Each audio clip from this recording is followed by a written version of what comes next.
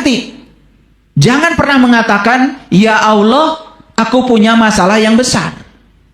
Tapi bilang sama masalah, hei masalah, aku punya Allah yang maha besar. Kamu sudah tidak meyakini diri kamu sudah tidak memantaskan diri kamu, seolah-olah hancur dunia dengan uang yang 1,5 miliar itu. Kemana pikiran kita difokuskan, ke situ energi mengalir. Terus memikirkan uang yang hilang, tambah hancur hidup kita. Kenapa tidak mengalihkan pikiran kita pada uang yang akan datang? Kenapa tidak mengalihkan pikiran kita pada berkah yang akan diberikan Allah kepada kita, yang selalu dibatasi oleh pikiran kita? Selesai bicara dengan saya, mau pulang, masih ada kata-kata yang terucap. Itu terlalu sulit bagi saya. Nah,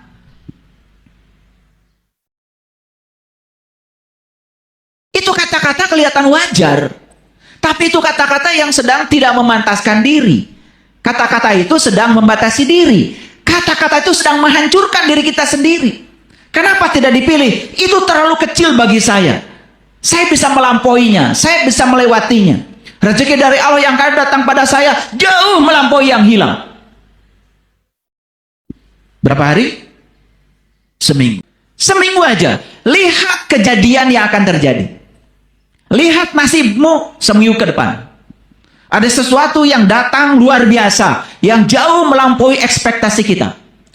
Dan kita tidak percaya. Mungkin. Ternyata, saya jauh lebih kuat daripada saya yang saya pikirkan oleh pikiran saya. Ternyata saya lebih mampu daripada pikiran tentang diri saya selama ini. Ternyata saya hebat, saya mampu, saya kuat, saya bisa. Jadi, semua kesulitan, semua tantangan hidup, semua hambatan hidup, itu hanya cara, itu batu yang digunakan untuk membuat biji kurma tumbuh ke bawah. Tapi selama ini kalian mengeluh, protes,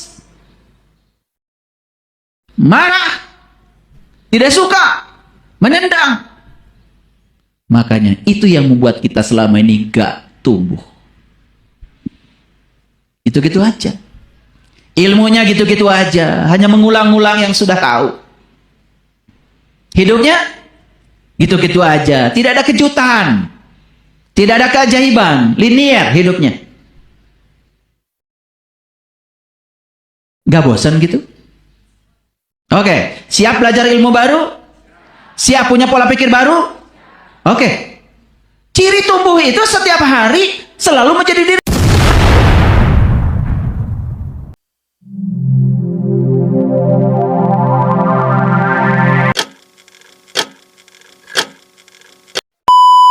Hadirlah di sini saat ini sekarang, seraya memohon ridhonya, berkahnya dengan membaca basmalah. Bismillahirrahmanirrahim. Baik. Jadi tema kita adalah memperkokoh, memperkuat interior diri. Jadi kita berbicara bagaimana kita membangun internal diri kita menjadi cantik, menjadi kuat, menjadi hebat, menjadi tangguh. Ya, kira-kira itu tema kita hari ini. Kenapa demikian? Karena ada 3 hubungan yang harus kita selalu urus. Yang pertama, hubungan kita dengan Tuhan. Yang kedua, hubungan kita dengan sesama. Dan yang terakhir, ini yang jauh lebih penting, adalah hubungan kita dengan diri kita sendiri. Saya sering melihat banyak orang yang memperlakukan dirinya itu secara tidak hormat. Secara tidak sadar, sering merendahkan dirinya, membatasi dirinya, tidak melayakan dirinya dengan kata-katanya, dengan pikirannya, dengan perasaannya. Banyak yang kayak gitu. Pernah nggak kita merasa rapuh? Seolah-olah diri ini tidak mampu mengatasi semua tantangan dan rintangan yang ada di hadapan kita. Pernah nggak begitu? Pernah. kita melihatnya seolah-olah itu biasa-biasa saja. Tapi kalau perasaan rapuh, pikiran rapuh tentang diri ini terus diulang-ulang, maka kita sebetulnya sedang membangun jalur mental kita sendiri, di mana kita akan teridentifikasi sebagai orang yang rapuh dan lemah. Dan itulah sebetulnya doa. Itulah sebetulnya doa. Di kajian yang kemarin, saya sudah menyampaikan, menurut riset, bangsa Indonesia ini 95% penduduknya itu setiap hari berdoa. Dan presentasi bangsa yang rajin berdoa di seluruh dunia, kita menang dan kita juara 1. Tetapi coba perhatikan, apakah jumlah manusia yang berdoa, yang rajin berdoa setiap hari, memiliki korelasi dengan kesejahteraan, dengan kedamaian, dengan kebahagiaan? Yang rajin berdoanya ya bangsa kita. Tapi bangsa kita tidak termasuk 10 negara yang paling berbahagia di dunia. Lalu ada yang bertanya kepada saya, terus mereka kok bisa bahagia nggak berdoa? Saya punya alasan. Jangan-jangan mereka berdoanya lebih canggih dari kita, makanya mereka lebih bahagia. Cuman teknik berdoanya lebih canggih. Karena tidak ada kejadian di semesta ini yang terjadi kebetulan. Semuanya adalah sinkronisasi. Kenapa ada orang yang dirindukan uang? Dan kenapa ada orang yang tidak dirindukan uang? Mungkin kita mengira, ya, mengira karena kita rajin berdoa dan doanya minta berkelebihan uang, seolah-olah doa kita yang paling benar. Dan orang lain kok tidak berdoa minta uang, tapi uangnya banyak. Mungkin kita menganggap bahwa kita kok lebih benar gitu dari mereka, tapi faktanya, ya, uang tidak mengunjungi saya. Malah uang mengunjungi orang lain yang menurut versi kita, mereka tidak pernah berdoa. Pernah nggak ada perasaan seperti itu? Mungkin pernah ya? Padahal alam semesta ini bekerja berdasarkan hukum tarik-menarik. Jadi kenapa kok uang tertarik sama dia, tidak tertarik sama saya? Mungkin kita sudah berdoa dalam bentuk kata-kata, dalam bentuk permohonan, tapi coba koreksi. Yang menggerakkan kita berdoa apa?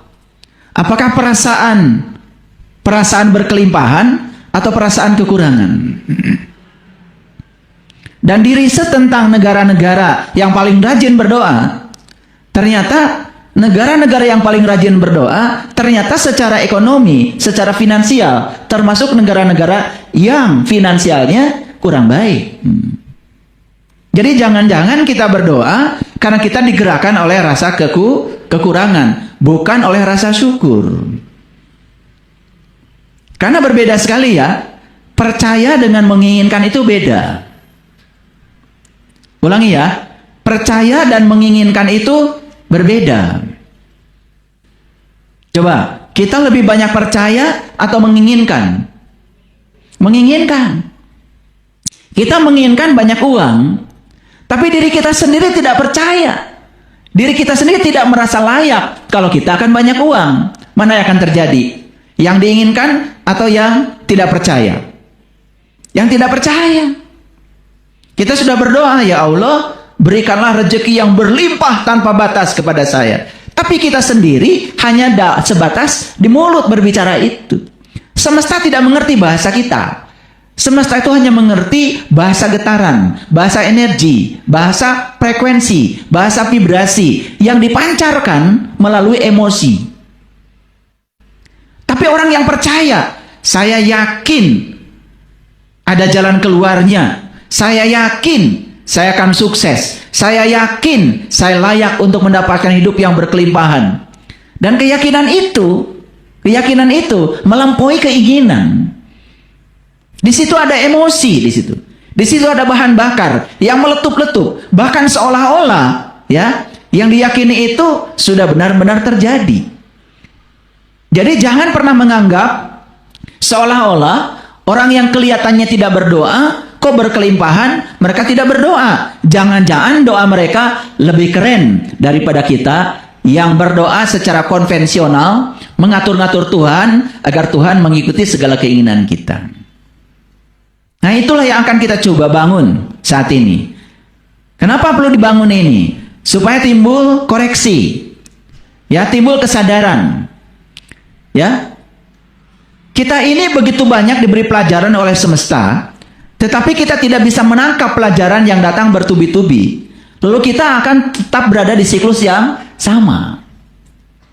Mohon maaf ya, pernah nggak melihat ada orang, ya, yang susah tidak pernah keluar dari kesusahannya? Pernah melihat nggak? Ya, banyak. Jangan-jangan ala orangnya diri kita sendiri. Kenapa begitu? Nah, kembali lagi, hukum tarik-menarik. Like attracts like. Yang serupa akan menarik yang serupa. Pernah nggak ada orang berdoa dari rasa berkelimpahan? Ya Allah, dalam diri saya ada Engkau, yang maha segalanya, yang maha kaya, yang maha kuasa, yang maha pandai, yang maha luas, yang maha lembut, yang maha gagah, yang maha akbar. Kalau orang bergerak dari rasa kehadiran Tuhan dalam dirinya,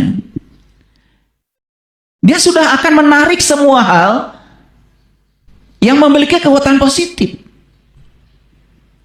Tapi kebanyakan orang melakukan apapun bukan digerakkan oleh rasa berkelimpahan, tetapi digerakkan oleh rasa kekurangan. Saya sering memberikan contoh. Bahagia dulu, sukses dulu. Nah, udah pinter. Kalian udah pinter. Bahagia dulu, maka sukses akan datang. Tapi kenyataannya, dalam omongan, setiap hari, selalu mengatakan, oh nanti saya akan, kalau udah sukses, saya akan bahagia. Nanti kalau saya sukses, saya akan bahagia. Berarti sudah bahagia belum? Kan belum. Saat mengatakan itu, dia sedang dalam posisi tidak bahagia. Karena bahagianya kan nanti.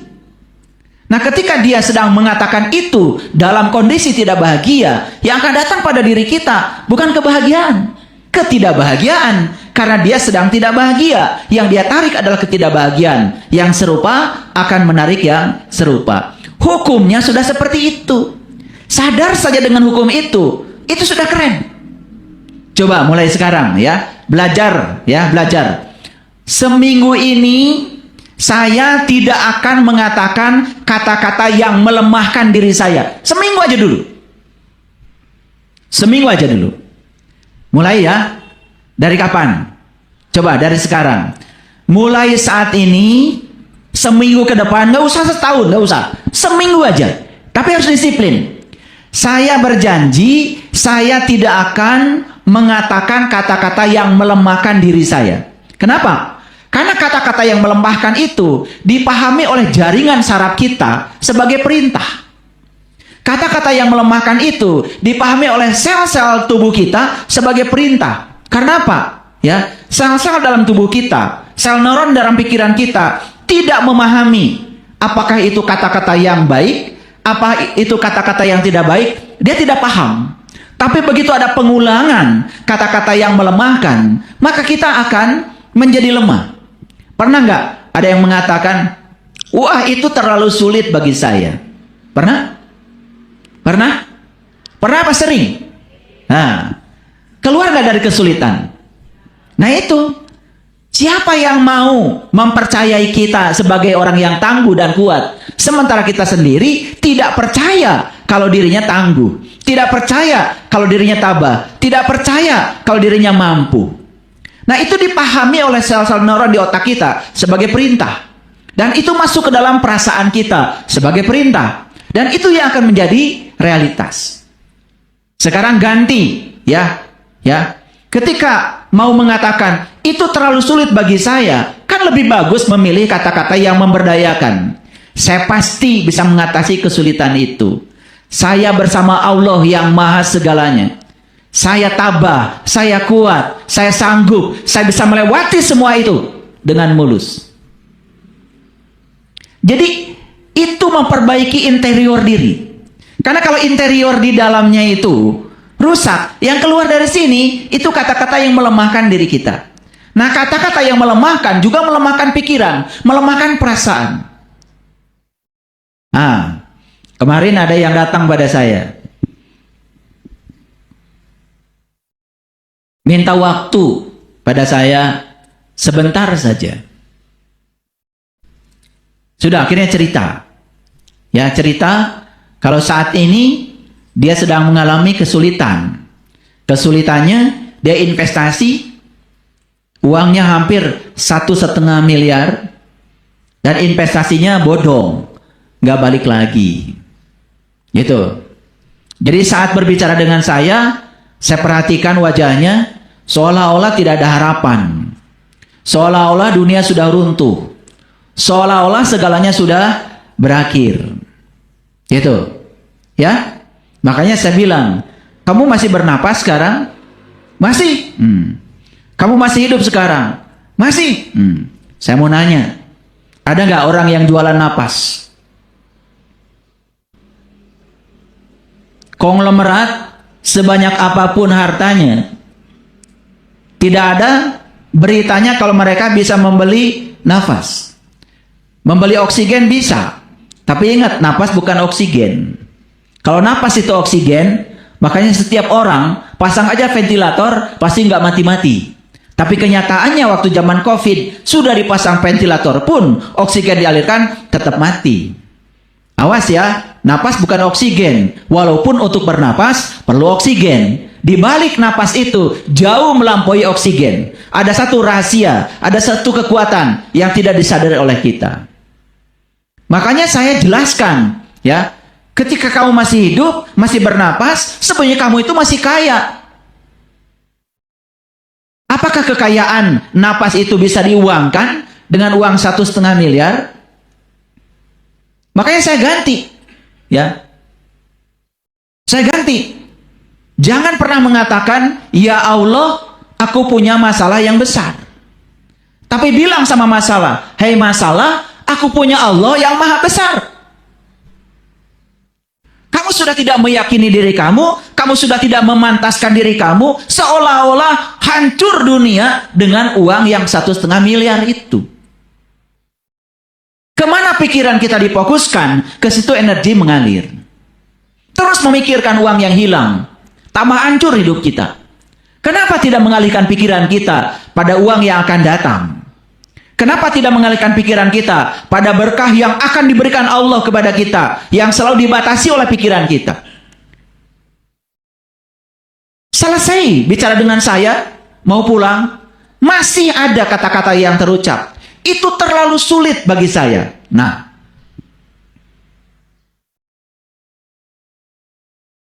itu kata-kata kelihatan wajar, tapi itu kata-kata yang sedang tidak memantaskan diri. Kata-kata itu sedang membatasi diri. Kata-kata itu sedang menghancurkan diri kita sendiri. Kenapa tidak dipilih? Itu terlalu kecil bagi saya. Saya bisa melampauinya, saya bisa melewatinya. Rezeki dari Allah yang akan datang pada saya jauh melampaui yang hilang. Berapa hari? Seminggu. Mulai sekarang, sadar ya. Kalau mau berbicara, sadar. Pilih kata-kata yang memberdayakan. Pilih kata-kata yang menguatkan. Pilih kata-kata yang membangun. Berapa hari? Seminggu. Tapi harus praktek ya. Jangan cuma datang jauh-jauh ke sini dari Surabaya. Habis dari sini, saya kasih oleh-oleh. Oleh-olehnya nggak dihargai. Ini oleh-oleh dari saya. Seminggu aja. Lihat kejadian yang akan terjadi. Lihat nasibmu seminggu ke depan. Ada sesuatu yang datang luar biasa, yang jauh melampaui ekspektasi kita. Dan kita tidak percaya. Mungkin. Ternyata, saya jauh lebih kuat daripada saya yang saya pikirkan oleh pikiran saya. Ternyata saya lebih mampu daripada pikiran tentang diri saya selama ini. Ternyata saya hebat, saya mampu, saya kuat, saya bisa. Seminggu aja dulu latihan. Kadang-kadang kita ini ya, kalau berbicara itu selalu melemahkan. Ada konflik dengan pasangan, diceritakan berulang-ulang pada semua orang. Seolah-olah itu sudah akhir dari segalanya. Ya tambah besar konfliknya. Karena itu diberi energi. Itu diberi nutrisi oleh kita. Makanya curhat itu tidak selalu bagus. Apalagi curhat pada orang yang tidak tepat. Kecuali curhat kepada orang yang dianggap sebagai healer, yang bisa membantu kita menemukan jalan keluar. Tapi kalau curhat cuma mengulang-ulang, ya, rasa sakit, penderitaan. Banyak kan orang yang gemar bercerita tentang masa lalu yang menyakitkan. Seolah-olah sejarah itu masih ada dalam dirinya. Padahal dia sudah hidup hari ini, di sini, sekarang. Nih saya kasih tahu. Kita semua tidak bisa didefinisikan dari sejarah hidup kita di masa lalu. Ulangi. Kita tidak bisa didefinisikan dari sejarah hidup kita di masa lalu. Kita bisa membuat definisi kita sendiri hari ini. Makanya begitu bangun pagi, kita harus sadar. Di tangan kita ada pena yang disediakan semesta buat kita. Bahwa hari ini adalah kertas kosong kita. Yang bisa kita tulisi. Kita mau bangun masa depan kita seperti apa. Sekarang. Itulah definisi kita. Itulah masa depan kita. Yang tidak tampil hari ini, tidak punya masa depan. Sekali lagi. Yang tidak tampil hari ini, tidak punya masa depan. Makanya stop mengatakan, besok masih ada waktu. Besok itu belum tiba. Masa lalu sudah tidak ada. Waktu kita di sini, saat ini, sekarang. Saya berulang-ulang mengatakan ini. Tapi banyak yang belum paham kata-kata saya. Makanya harus diulang-ulang. Berapa hari? Seminggu. Dari kapan? Dari sekarang. Kalau macet, gak usah diceritakan. Kan kalian tidak suka macet. Tapi kalian suka cerita. Betul nggak? Kalau gagal bisnis, gak usah diceritakan. Gak usah. Kan kalian tidak suka gagal. Tapi diceritakan berulang-ulang. Makanya sepanjang kita menceritakan berulang-ulang yang kita tidak suka, yang tidak suka itu akan datang berulang-ulang. Ceritakan yang kamu suka. Ceritakan yang kamu mau. Ceritakan yang kamu dambakan. Itu saja doanya. Itu saja doanya. Saya tidak ngasih doa, baca surah ini sekian kali, baca surah ini sekian kali. Enggak. Kecuali kalau mengerti isinya. Saya bukan meremehkan Al-Quran. Tapi kalau kita mengerti kandungan Al-Quran dan diimplementasikan dalam hidup, itu oke. Tapi kalau kita membaca berulang-ulang sesuatu yang kita sendiri tidak mengerti, tidak terjadi afirmasi, tidak akan mengubah pola pikir kita, tidak akan mengubah kesadaran kita. Berapa hari? Sejak kapan? Sudah tahu kan? Apa yang tugasnya? Berhenti membicarakan sesuatu yang tidak disukai. Berhenti mengatakan kata-kata yang melemahkan, yang menghancurkan. Ganti dengan kata-kata yang memberdayakan, yang menguatkan, yang memantaskan. Saya layak bahagia. Saya pasti sukses. Gitu aja. Buat kemungkinan lebih banyak. Karena otak ini kayak plastisin. Tahu plastisin? Plastisin, mainan anak-anak. Plastisin mau dibentuk jadi mobil-mobilan bisa. Plastisin dibentuk jadi bola bisa. Dibentuk jadi kotak bisa. Dibentuk jadi segitiga bisa. Mau dibuat jadi orang-orangan bisa. Otak kita itu sefleksibel itu. Otak ini plastis. Terserah kamu membentuk pikiranmu seperti apa. Dan ketika kita membentuk pikiran kita, itulah kita sedang membentuk realitas hidup kita.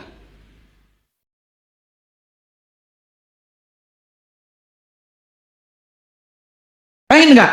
Rumah megah, bagus, mewah, pengen? Benar? Percaya? Sudah saya jelaskan tadi. Menginginkan tidak sama dengan percaya. Milih mana? Menginginkan atau percaya? Kalau cuma menginginkan tapi tidak percaya, tidak akan terjadi. Menginginkan boleh, tapi harus percaya. Harus percaya. Ada ibu-ibu, ya, ibu-ibu minta Zoom meeting dengan saya. Sudah 30 tahun cari guru. Setahun ini terus-menerus mengulang-ulang mendengarkan kajian saya di YouTube. Dan sejak dia mendengarkan kajian saya, ya, imajinasinya kuat. Apa itu? Saya pasti suatu saat akan bertemu dengan ayah guru, katanya. Itu aja setiap hari. Saya percaya pasti bertemu. Saya percaya pasti bertemu. Padahal menghidupkan HP aja perlu bantuan anak. Ketika saya bilang, nanti bertemunya lewat Zoom ya, dia bilang, apa itu Zoom? Menghidupkan HP aja sama anak, apalagi Zoom. Ketika saya bilang, download aplikasi Zoom-nya. Apa itu download? Sangat asing bagi dia.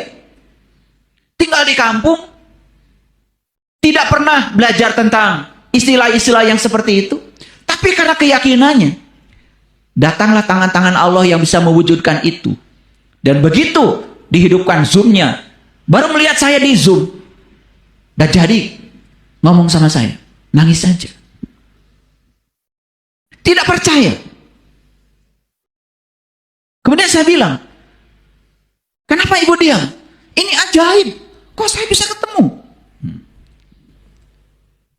Nyaris tidak percaya. Lalu saya bilang, ibu menginginkannya selama ini. Semesta mendengarnya. Cara bukan wilayah ibu. Cara wilayah semesta. Semesta akan mengirim tangan-tangannya untuk mewujudkan ini. Selesai menangis, akhirnya lancar bicara. Keluar semua kata-katanya. Rasa syukur, rasa gembira. Dan terakhir sebelum selesai bicara dengan saya, ibu, saya bilang, hari ini diberi pelajaran oleh Allah. Hidup itu terbatas atau tanpa batas? Dia bilang, ternyata hidup itu tanpa batas. Siapa yang suka membatasi hidupmu selama ini? Dan ibu ini dengan cerdas mengatakan, pikiran saya. Dan dia mengatakan, setelah ini, saya ingin yang lebih besar lagi dan percaya kalau itu akan terjadi dalam hidup saya. Jadi, kejadian yang kecil ini telah memotivasi dia bahwa hidup itu tanpa batas. Dan kita baru sadar bahwa selama ini semua batasan-batasan yang terjadi dalam hidup kita, batasan-batasan yang diciptakan oleh konstruksi pikiran kita sendiri. Tapi selama ini kita menyalahkan Tuhan. Ini takdir. Sudah ditulis di Lauh Mahfuz katanya. Betul nggak? Begitu ditanya Lauh Mahfuz apa, nggak ngerti juga. Jadi seolah-olah kita datang ke dunia ini ya sebagai sesuatu yang pasif, yang tidak boleh mengubah nasib. Seolah-olah kita datang ke dunia ini ya setuju saja dengan semua yang terjadi. Ingat Bapak Ibu, kita harus menerima apapun yang terjadi, tetapi tidak perlu setuju. Menerima tidak sama dengan setuju. Terima dulu, tetapi belum tentu setuju. Tidak mesti setuju. Kalau kita menerima sekaligus setuju, itu membuat kita jadi pasif. Lalu kita menyalahkan semuanya kepada Allah. Masih begitu nggak Bapak Ibu? Sekarang lihat saya semuanya. Percaya dalam diri kita ada Allah? Percaya Allah Maha Kuat? Percaya Allah Maha Kaya? Percaya Allah Maha Pandai? Percaya Allah kuasanya tanpa batas? Oke. Sekarang percaya nggak kalau hidup kita tanpa batas? Percaya kebahagiaan kita tanpa batas? Percaya rezeki kita tanpa batas? Percaya ilmu kita tanpa batas? Oke, percayai semua akan terjadi. Itu doa yang sebenarnya. Paham sampai di sini? Oke. Kalau sudah paham, kita masuk. Dasar-dasarnya saya bangun dulu. Sebelum saya masuk, ini saya menampilkan lagi hasil riset yang terbaru. Nah, riset ini dilakukan oleh teman-teman yang ada di Harvard University. Harvard University sudah tidak asing lagi, universitas top di dunia. Ya. Nah, judul risetnya itu adalah Global Flourishing Study. Ini riset melibatkan 203.000 responden dan dilakukan di 22 negara. Nah, subjek yang diteliti apa dalam riset itu? Ya, pertama soal kesehatan, dua soal kebahagiaan, yang ketiga soal makna hidup, yang keempat soal karakter, yang kelima soal hubungan sosial. Nah, ini yang keenam soal keamanan finansial, dan yang ketujuh soal spiritualitas. Saya tidak mengklaim, ya, karena yang saya lakukan ini tidak apa-apa. Segala puji milik Allah. Saya tidak mau mengklaim seolah-olah, ya, kajian-kajian saya sudah membuat orang sadar. Saya baru menyentuh sebagian kecil dari masyarakat Indonesia barangkali. Kalau ada yang tersadarkan, alhamdulillah, segala puji milik Allah. Tapi yang menarik dari riset ini apa? Indonesia termasuk negara nomor 1, negara yang paling berkembang. Nah, alhamdulillah ya, negara yang paling berkembang. Kita belum masuk negara maju ya, tetapi negara yang paling berkembang. Jadi dari semua aspek, kesehatan, kebahagiaan, makna hidup, karakter, hubungan sosial, keamanan finansial, dan spiritualitas, kita termasuk negara yang paling berkembang. Ini risetnya, luar biasa. Ya, alhamdulillah, ini riset yang keren sekali. Ya, paling berkembang. Jadi paling pesat kemajuannya dalam aspek-aspek ini. Dulu banyak orang yang sangat percaya kalau sakit itu baru sembuh kalau pakai obat. Sekarang sebagian masyarakat Indonesia sudah belajar yang namanya kesehatan holistik. Ya, kita ajak bicara tubuh kita. Ya, kita minta maaf pada tubuh kita, menyesali tindakan-tindakan kita pada tubuh kita, bilang terima kasih pada tubuh kita. Ya, bilang I love you setiap saat pada tubuh kita, menghormati tubuh kita, melayakkan tubuh kita. Ternyata sekarang orang Indonesia mulai percaya. Riset yang dilakukan Profesor Masaru Emoto, bahwa kata terima kasih, I love you, kata-kata yang penuh dengan bobot nilai frekuensi tinggi, bisa mengubah struktur air. Sedangkan darah kita 75% adalah air. Jadi sekarang orang sudah mulai percaya bahwa pengobatan yang bersifat holistik lewat spiritual itu kadang-kadang jauh melampaui pengobatan-pengobatan medis yang dilakukan di rumah sakit. Ini kesadaran ya, kesadaran. Ya, kesadaran.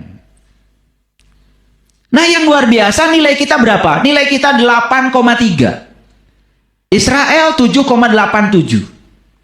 Filipina 7,71. Meksiko 7,64. Polandia 7,55. Amerika Serikat 7,55. Jadi untuk urusan negara paling berkembang, Amerika kalah nih sama Indonesia. Ya, saya yakin nih, banyak sekali sekarang orang-orang yang berkesadaran tumbuh di negeri ini. Kalau satu lilin saja sudah nyala, saya percaya ribuan lilin yang masih tertidur bisa dinyalakan oleh lilin yang itu. Tapi kita harus bersatu, membangun kesadaran kolektif ini. Makanya ceramah-ceramah yang menebarkan kebencian, hoax, fitnah, lama-kelamaan di Indonesia nggak akan laku lagi. Ceramah-ceramah yang menanamkan fanatisme buta, yang tidak masuk akal, tidak rasional, yang tidak mendidik, yang menghancurkan, malah memecah belah persatuan bangsa. Nanti di Indonesia nggak laku lagi tuh. Kalau kesadaran kita semua sudah mulai bangkit. Kemampuan menerima perbedaan, kemampuan menghormati perbedaan, perbedaan soal keyakinan, perbedaan soal tradisi, perbedaan soal budaya. Ini sedang berkembang nih di negara kita. Ini perlu uluran tangan dari pemerintah. Perlu pemimpin-pemimpin yang sadar. Pemimpin yang cinta tanah air. Bukan pemimpin yang mementingkan dirinya sendiri. Bukan pemimpin yang semakin serakah dengan berkah dari jabatannya. Pemimpin yang sudah selesai dengan dirinya sendiri. Kita perlu orang-orang ini nih. Orang yang sudah selesai dengan dirinya sendiri.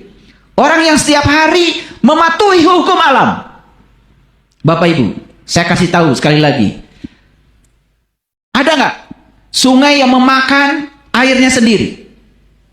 Ada nggak pohon pisang yang memakan buah pisangnya sendiri? Ada nggak pohon rambutan yang menelan semua rambutan yang sudah disediakan oleh dirinya? Mau dipanen, hilang semua, dimakan pohon rambutan. Ada nggak? Nggak ada. Itu hukum alam. Itu hukum alam. Apa hukumnya? Sinar matahari tidak pernah minta kembalian. Apa yang sudah dikeluarkan oleh matahari tidak minta dikembalikan. Bumi tidak pernah mendapatkan tagihan dari matahari. Karena energi yang dipancarkan ke bumi luar biasa. Sinar matahari menyinari bumi irreversible. Tidak dapat balik. Tidak reversible. Itu apa artinya? Allah mengajarkan kepada kita bahwa mereka datang ke dunia ini bukan untuk dirinya. Untuk siapa? Untuk sesama. Pohon pisang datang ke dunia ini bukan untuk dirinya. Dia mempersembahkan pisang. Pohon rambutan datang ke dunia ini bukan untuk dirinya. Dia untuk mempersembahkan buah rambutan. Pohon mangga datang ke dunia bukan untuk dirinya. Untuk mempersembahkan buah mangga kepada pihak lain. Pertanyaan saya, katanya yang paling mulia siapa? Apa yang kau persembahkan buat semesta?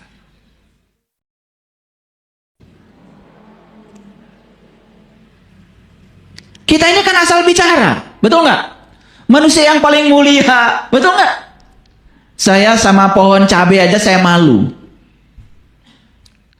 Di samping rumah saya itu di sana, di Sariwangi, saya punya tanah 320 meter. Saya tanami cabai rawit, 2000 pohon. Sekarang sedang berbuah. Pokoknya siapa aja yang mau cabai rawit silakan ngambil. Masyarakat itu silakan ngambil. Kalian juga boleh ngambil. Kemarin ada orang Malaysia datang ke sini bawa itu berapa kresek. Tapi ketika mengambil saya kasih pelajaran. Pelajarannya apa? Ya, enak ya. Tinggal ngambil. Betul nggak? Itu pelajarannya. Ya, enak ya. Tinggal ngambil. Waktu mau ngambil pohon, saya bilang, sebentar. Kau berterima kasih dulu sama pohon cabai. Terima kasih pohon cabai, kamu sudah mempersembahkan cabai. Kamu tidak memakan buah cabai, semua buat kami. Itu dulu, baru boleh metik. Jadi saya kasih dulu tata caranya. Enak aja, langsung metik, nanam enggak. Betul nggak? Iya, itu kebiasaan kita. Hanya berterima kasih pada pohon mangga saja tidak ada waktu. Hanya berterima kasih pada pohon pete yang mempersembahkan pete aja nggak ada waktu. Seolah-olah semua buat saya. Di mana letak kemuliaan Anda sebagai manusia? Saya mau bertanya. Coba buktikan kalau Anda lebih mulia daripada yang lain. Lebih cinta kasih daripada yang lain. Buktikan. Jangan cuma bicara. Jangan coba bicara rahmatan lil alamin, rahmatan lil alamin. Orang mau ketemu kamu aja males.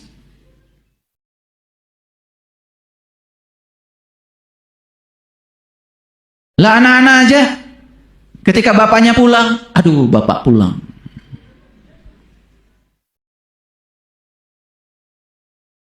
Ya kalau pulang ke rumah kerjanya marah-marah, menyalahkan. Ya bagaimana bisa disenangi sama anak, dirindukan sama anak? Boro-boro yang lain. Ini karena hubungan kita dengan diri kita sendiri belum selesai. Ada hablum minallah, ada hablum minan nas, ada hablum minan nafs. Hubungan dengan diri. Apa yang kau perlakukan pada dirimu? Duit banyak, beli sepatu aja yang murah. Duit banyak, beli baju aja yang murah. Duit banyak, beli makanan pun yang murah. Gitu nggak kalian? Ini hablum minan nafs nih, ya. Itu makanya benar kayak Sayyidina Ali ya. Penyakit orang kaya itu ternyata kikir. Boro-boro buat orang lain, buat dirinya sendiri aja hitungan. Nih saya kasih tahu. Orang yang suka perhitungan dalam rezeki, mungkin duitnya banyak, tetapi duitnya tidak akan membuat dia bahagia. Paling nanti juga ditinggalkan mati. Padahal rezeki yang sebenarnya kan yang dibagikan. Ini orang yang menurut saya, apa ya, gak jelas gitu ya, mentalnya. Dikiranya kalau memberi itu buat orang lain. Padahal tidak ada pemberian buat siapapun. Semua pemberian buat diri kita.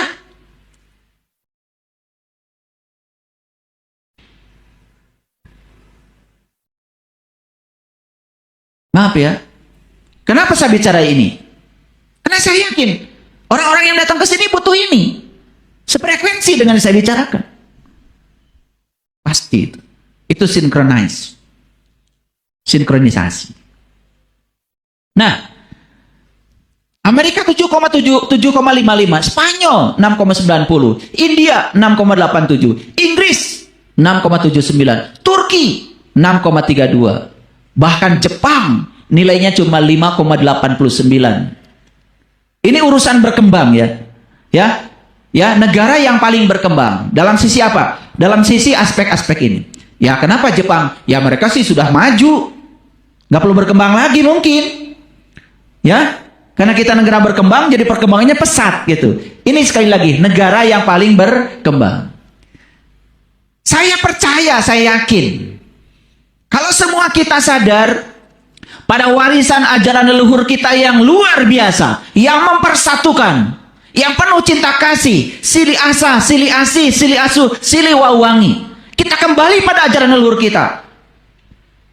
Yakin, saya yakin. Bangsa kita bukan menjadi negara yang paling berkembang, tapi paling maju. Saya yakin. Yuk, mau menyumbangkan kesadaran apa Bapak Ibu? Indonesia perlu kesadaran kolektif. Indonesia perlu orang-orang yang berkesadaran. Kapan? Saat ini.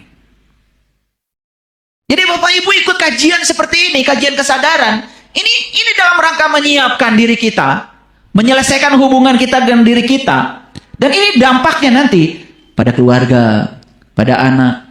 Seperti kata Bunda Teresa, kalau kamu ingin mendamaikan dunia, pulanglah ke rumah dan sayangi keluarga. Itu kata-kata sederhana, tapi menurut saya luar biasa. Kalau kamu ingin mendamaikan dunia, pulang ke rumah, sayangi keluarga. Kalau satu keluarga sudah damai, satu RT damai, satu RW damai, satu kelurahan damai, satu kecamatan damai, betul nggak? Dunia pasti damai. Terlalu banyak Bang Toyib, nggak damai. Ya, oke. Nah, banyak negara maju yang memiliki keamanan finansial, tetapi rendah dalam aspek makna hidup. Nah, ini nih. Jadi ini catatan risetnya. Banyak negara maju yang punya keamanan finansial, tapi rendah dalam aspek makna hidup. Rendah dalam hubungan sosial. Rendah dalam karakter pro-sosial. Jadi nggak ada gotong royong, nggak ada makan bareng-bareng sama tetangga, nggak ada. Ya, nggak ada lagi. Padahal itu penting. Makanya saya kadang-kadang kalau lagi di pusat pelatihan hidup sehat, saya bikin nasi liwet. Ya nggak pakai apa-apa. Cuma dikasih daun salam, serai, kasih garam dikit, kasih ayam. Iya. Siapkan dadar telur, cuma gitu aja, ya. Tambah gepuk, sate, gitu aja, ya. Terus makannya pakai daun, ditumpahkan tuh, tumpahkan. Ya udah makan. Di situ terasa sekali bahagianya ya. Tidak ada strata lagi, enak tuh, ya. Mahal itu. Makanya punya komunitas itu mahal. Punya komunitas tuh mahal. Makanya kalau dalam ajaran Buddha ada namanya Triratna. Ya. Yang pertama punya guru, yang kedua punya ajaran, yang ketiga punya komunitas. Itu disebut Triratna. Itu penting. Ada guru yang menjadi role model. Ada ajaran di komunitas itu. Dan di komunitas itu disatukan satu frekuensi. Itu yang barangkali di Quran dikatakan, fa asbahtum bi ni'matihi ikhwana. Disatukan menjadi saudara. Dengan saudara sekandung mungkin tidak selengket itu, tapi dengan saudara sefrekuensi, ya, dengan saudara yang sama-sama satu tujuan, terkadang ikatan kita lebih kuat. Ya? Oke. Nah, kenapa saya membahas ini? Ini kan berkembang. Kalau berkembang itu berarti tumbuh kan? Tumbuh kan? Tumbuh kan? Oke. Bapak Ibu percaya nggak kalau alam semesta ini selalu membuat kita supaya tumbuh? Percaya? Oke. Jatuh tuh nggak apa-apa. Yang penting segera bangkit. Jatuh lagi nggak apa-apa. Bangkit lagi. Makanya di dalam satu judul ceramah saya di YouTube, saya membuat judul kajian, jatuh 7 kali, bangkitnya 8 kali. Ya nggak apa-apa. Orang kuat itu bukan orang yang tidak pernah jatuh. Tapi saat dia jatuh segera bangkit, itu aja kunci hidup. Kata Einstein, hidup itu seperti mengayuh sepeda. Kalau kita berhenti mengayuh akan jatuh. Makanya terus mengayuh, lanjutkan. Dan saya percaya, orang-orang yang hari ini masih sehat, masih kuat, masih tegar, bukan tidak ada masa lalu, bukan tidak ada masalah. Karena kalian kuat untuk melanjutkan kehidupan. Kalian memilih, saya akan lanjut. Saya tahu masalah-masalah kalian, saya tahu. Tapi kalian memilih untuk tegar, menegakkan kepala, betul? Saya memilih untuk lanjut. Saya memilih untuk mengayuh sepeda saya. Saya menjaga keseimbangan hidup saya. Saya percaya dengan masa depan saya yang lebih gemilang. Ini orang-orang hebat. Walaupun bonyok-bonyok, gak apa-apa. Nah, saya mau kasih gambar nih. Bapak Ibu lihat gambar sini semuanya. Semua bisa lihat gambar ini kan? Gambar apa coba? Hah? Mangga ya? Oke. Yang itu mangga, yang masih utuh, yang ini bijinya. Nah, yang sebelah kanan, yang sini, itu adalah mangga yang sudah tumbuh. Ini sudah berkembang. Ini penting ya, kenapa saya kasih data itu dulu. Saya terbiasa kalau mengajar itu terstruktur. Ya, karena saya seorang pendidik. Saya bukan seorang saintis saja, tapi saya konsultan pendidikan. Jadi saya terbiasa mengajar berstruktur. Supaya pendekatannya jelas. Saya menggunakan pendekatan saintifik. Jadi alam itu selalu berstruktur. Begitu, ya? Oke, perhatikan sini. Nah, itu biji mangga. Utuh kan? Utuh kan? Sudah tumbuh belum? Belum. Nah, yang belum tumbuh itu masih utuh. Nah, ini yang sebelah kanan ini udah robek. Udah pecah. Betul nggak? Ya? Tidak seutuh itu lagi. Tetapi itu tumbuh kan? Ini saya kasih tahu nih, yang senang di zona nyaman, masih mengulang-ulang kesalahan yang sama, itu nggak tumbuh. Yang masih pikirannya di masa lalu, nggak tumbuh tuh. Ya? Yang penghasilannya 100 juta aja setahun. Nggak numbuh-numbuh. Di zona nyaman. Tidak ada kejutan dalam hidupnya. Ya? Kalau dapat gaji, diamplopin. Listrik, iuran anak, tagihan sampah. Begitu anak, Pak, jalan-jalan, nggak ada amplopnya. Ada nggak yang hidup kayak gitu? Aduh, repot banget hidup. Betul nggak? Nah, itu hidup yang dikendalikan oleh ambisi ego. Sudah gitu berangkat kerja digerakkan oleh rasa kekurangan, bukan digerakkan oleh Tuhan. Tidak percaya kalau dia kerja di situ sebagai kepanjangan tangan Tuhan untuk menyampaikan cinta kasih Tuhan. Uang aja di otaknya itu.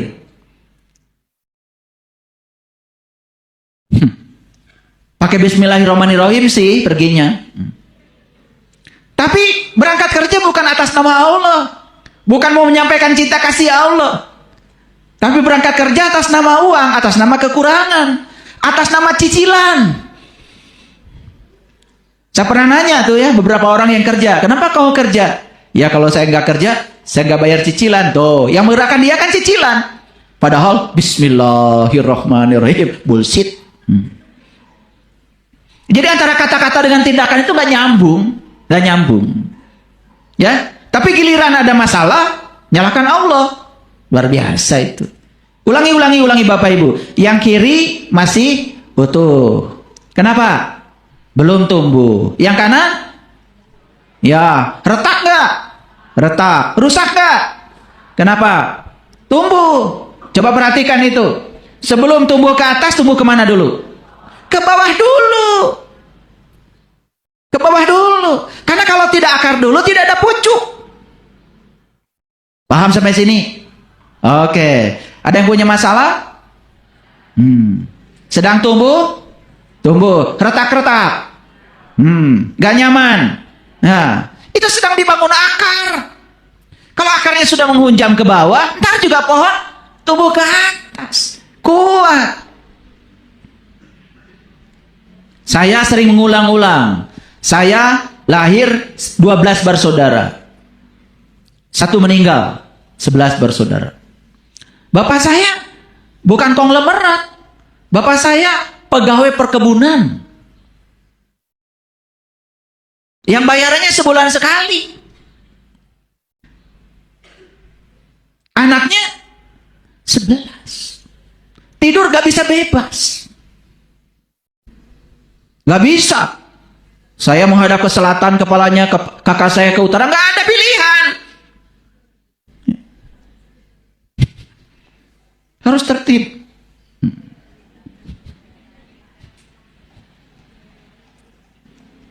Ya sudah beraturan sejak dari kecil. Saya kerjaan waktu kecil tukang ngambil kayu bakar ke hutan. Buat ibu, sebagian buat dijual, buat beli sendal jepit, buat makan. Retak nggak kira-kira? Retak. Rusak nggak? Tapi saya percaya akar saya sedang menghunjam ke bawah. Dan saya tidak mungkin bisa bicara seperti ini di sini kalau saya tidak mengalami pertumbuhan akar saya. Dan tidak mungkin tunas saya menjulang tinggi ke atas kalau akarnya tidak tumbuh. Di Arab itu saya baru tahu, kalau mereka itu mau menanam kurma, biji kurma itu dimasukkan ke lubang dan setelah itu kemudian dikasih batu. Batunya sudah dipilih sedemikian rupa sehingga batu itu suatu saat akan terjungkal sendiri setelah dia tumbuh. Kenapa dikasih batu? Supaya pohon kurma itu, biji kurma itu setelah retak dia tumbuh akar ke bawah. Nanti kalau akarnya sudah mantap, dia akan tumbuh dahan. Dahan akan menggulingkan batu dengan sendirinya, tidak ditolong. Begitu cara alam menguatkan kita. Punya suami yang marah-marah, akar. Betul nggak? Iya. Bisnis gagal, akar. Lihat itu semua. Sekarang saya tanya, apakah itu cinta kasih semesta? Apakah itu cara semesta membuat kita jadi kuat? Itu supaya interior kita kuat. Kalau interiornya kuat, eksteriornya juga akan hebat. Ini kajian kita hari ini. Siap retak. Kalau nggak siap retak, terus aja kayak gitu. Masuk tong sampah. Betul nggak? Nih saya kasih tahu. Kalau lihat biji mangga utuh, pasti diambil masuk tong sampah. Tapi kalau lihat biji mangga sudah tumbuh akar, sudah tumbuh dahan, pasti diambil dan ditanam. Betul nggak? Pertanyaan saya, mau ditanam atau mau masuk tong sampah? Bagus. Itu aja kajian hari ini. Selesai ya? Baru judulnya aja maksud saya selesainya. Ya. Dengan ilustrasi ini mengerti? Oke.